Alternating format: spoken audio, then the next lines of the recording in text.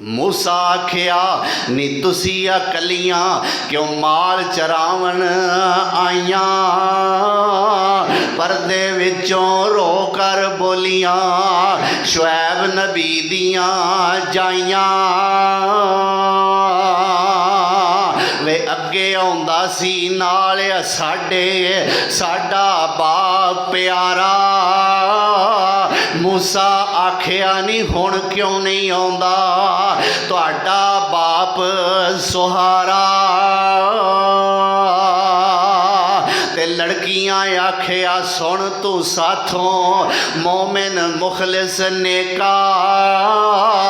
बाप साडे उत्ते आया ही हुण सख्त ज़ईफ बुढ़ेपा।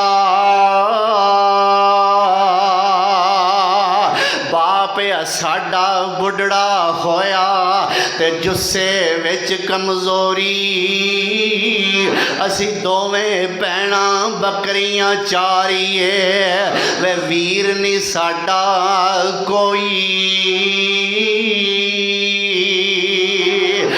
कुल इलाका दुश्मन साडा ते पानी पीन नहीं देंदा।